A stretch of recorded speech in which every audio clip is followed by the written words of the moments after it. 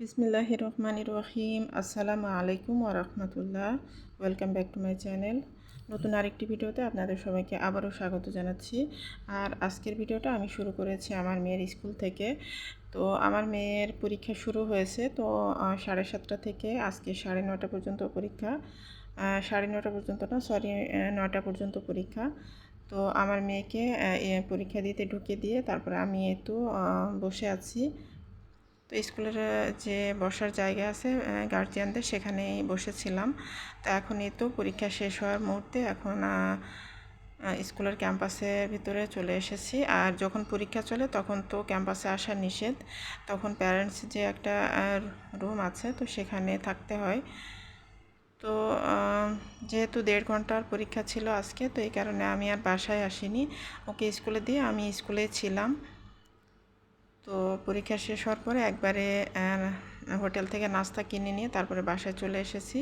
কারণ আস্তে আস্তে 9:30টার মতো বেজে গেছে। তো আসার পরে আর নাস্তা তৈরি করার কোনো এনার্জি থাকবে না। তো এই কারণে আমি নাস্তা কিনে নিয়ে এসেছি। আর এই তো এখানে যে পরোটা আর ডাল ভাজি এগুলো কিনে নিয়ে এসেছি। তো এইগুলো দিয়ে এখন আমরা নাস্তা করব। তো এখানেই তো আমি 2টা পরোটা আর ডাল ভাজি এগুলো নিয়ে নিলাম। তো এগুলো দিয়ে আমি এখন নাস্তা করে নিব।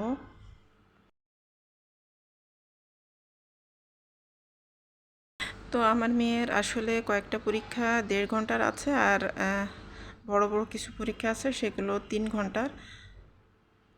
তো এই তো এখন আমি দুপুরে রান্নায় চলে এসেছি। আর দুপুরে রান্নায় আজকে আমি রান্না করব গরুর মাংস দিয়ে, বুটের ডাল দিয়ে। তো এখন এই তো আমি মাংসটা বসিয়ে দিচ্ছি। তো এখানে আমি সরিষার তেল দিয়ে দিয়েছি কড়াইতে, দিয়ে তারপরে কিছু গরম মশলা আর জিরা ফোড়ন দিয়ে দিয়েছি। তারপরে আমি এখন পেঁয়াজ কুচি দিয়ে দিব পরিমাণ মতো। তো বুটের ডাল দিয়ে গরুর মাংসের এই রেসিপিটা আমার আর আমার হাজব্যান্ডের খুবই পছন্দ। তো আসলে অনেক দিন খাওয়া হয় না, তো আজকে চিন্তা করলাম যে আজকে রান্না করব। তো আসলে এটা গত শুক্রবারের ভিডিও। তো এতদিন হয়ে গেছে, মানে এই রেসিপিটা আর কি করেছিলাম শুক্রবারে। তো অনেক দিন হয়ে গেছে শেয়ার করা হয়নি, তো আজকে ভাবছি যে শেয়ার করি। আর আবারও শুক্রবার চলে এসেছে প্রায়। আজকে বৃহস্পতিবার আর আগামীকালকে শুক্রবার। তো আজকে আমি ভয়েস দিচ্ছি। তো আসলে এরকমই হয়, আমার ভিডিও অনেকগুলো করা থাকে। তো দেখা যায় যে মাঝে মাঝে গ্যাপ যায়, তো এই কারণে ভিডিও দিতে একটু লেট হয়। তো এখন এই তো আমি মশলা দিয়ে দিলাম, আদা বাটা, রসুন বাটা, তারপরে এখন একটু সামান্য একটু পানি দিয়ে দিলাম। তো পানিটা দিয়ে তারপরে আমি ভালোভাবে নাড়াচাড়া করে তারপরে যে গুঁড়া মশলাগুলো সেগুলো দিয়ে দিব। তো এই তো এখন আমি গুঁড়া মশলাগুলো দিয়ে দিচ্ছি। তো এখানে লবণ, হলুদের গুঁড়া, মরিচের গুঁড়া আছে। তো এইগুলো আমি একসাথে করে দিয়ে দিলাম। তো একসাথে করে এভাবে দিয়ে দিলে সুবিধা হয়, বারবার করে দিতে গেলে একটু ঝামেলা হয়। তো এইভাবে করে আমি দিয়ে দিলাম, দিয়ে তারপরে এখন মশলাটাকে কষিয়ে নিব। তো এই তো নাড়াচাড়া করতে করতে পানিটা শুকিয়ে গিয়েছে। তো আমি আরও কিছুটা পানি দেব। তো পানিটা দিয়ে তারপরে আরও কিছুক্ষণ কষিয়ে নেব। আর আমরা তো সবাই জানি যে মশলা যত বেশি কষানো হয় ততই খাবারের টেস্ট অনেক বেড়ে যায়। তো এই তো আমার মশলাটা খুব ভালোভাবে কষানো হয়ে গেছে। তো আমি এখন কেটে ধুয়ে রাখা মাংসটা দিয়ে দেব। তো মাংসটাকে আমি আগেই কেটে ধুয়ে তারপরে পানি ঝরাতে দিয়েছিলাম। তো পানি ঝরে গেছে, এখন মাংসটা দিয়ে দিচ্ছি। তো মাংসটা দিয়ে খুব ভালোভাবে আমি নাড়াচাড়া করে একসাথে মিক্স করে নিব।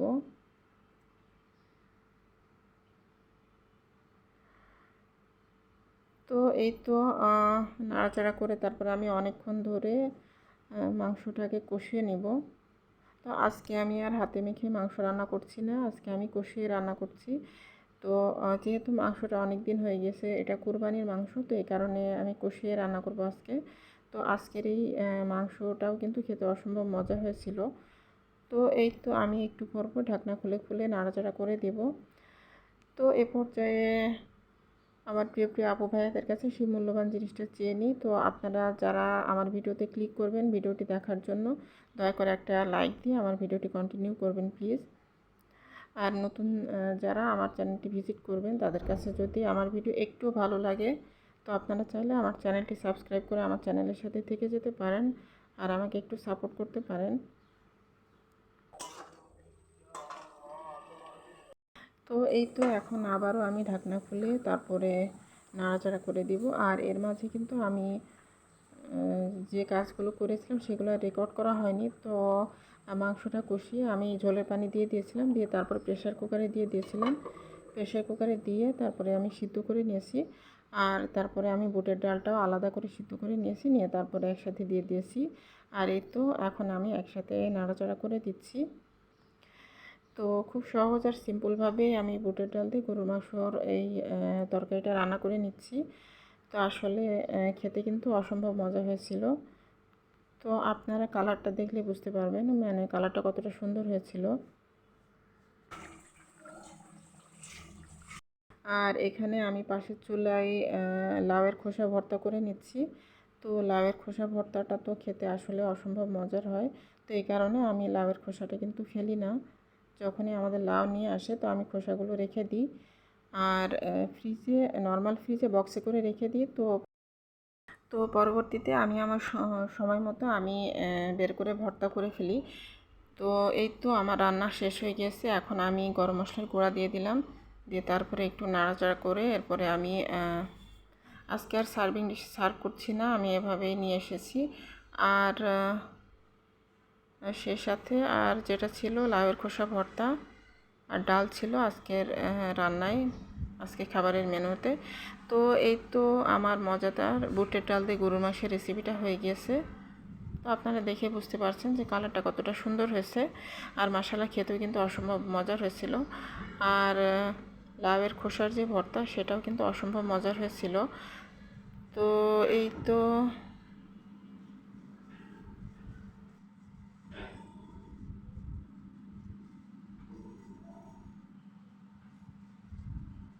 আসলে বুটের ডাল দিয়ে গরুর মাংস দিয়ে রান্না করলে কিংবা গরুর মাংস কিংবা খাসির মাংস যেটা দিয়ে রান্না করা হোক সেটাই কিন্তু অনেক ভালো লাগে খেতে। তো আমার হাজব্যান্ডেরও পছন্দ আর আমারও অনেক পছন্দ। তো অনেক দিন পরে আজকে রেসিপিটা করলাম। আর এই তো এখানে আমার মজাদার লাউয়ের খোসা ভর্তা।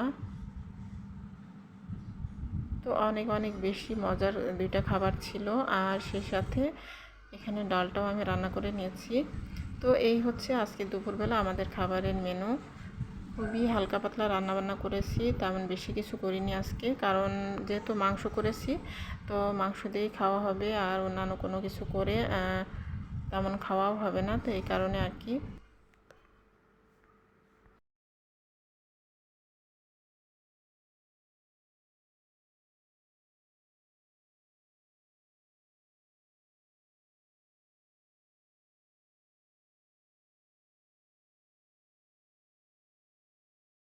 আর এখনই তো সন্ধ্যার পরে আমি বাচ্চাদের জন্য একটু আমের জুস তৈরি করে নিয়েছি। তো ম্যাঙ্গো জুস তৈরি করে নিয়েছি আর এটা হচ্ছে ম্যাঙ্গো মিল্ক শেক। তো এখানে যে আমি সন্ধ্যার পরে যখন রেকর্ড করতে যাই তখন মোবাইলের চার্জ শেষ হয়ে গিয়েছিল। তো এই কারণে ফ্ল্যাশ লাইট না জ্বলার কারণে একটু অন্ধকার অন্ধকার মতন এসেছে। তো আপনারা প্লিজ ক্ষমা সুন্দর দৃষ্টিতে দেখবেন। তো এখানে এই তো আমি জুসটা আমার 2 মেয়েকে দিয়ে দিলাম। আর এখানে আমি একটা ওয়াটার বটলের ভিতরে আমি জুসটা ভরে ফ্রিজে রেখে দিব, কারণ যেহেতু অনেক বেশি গরম পড়তেছে কয়েকদিন ধরে, তো জুসটা ফ্রিজে রেখে দিলে পরে বাচ্চারা খেতে পারবে। তো এখানে তো আমি বোতলটা ভরে নিচ্ছি।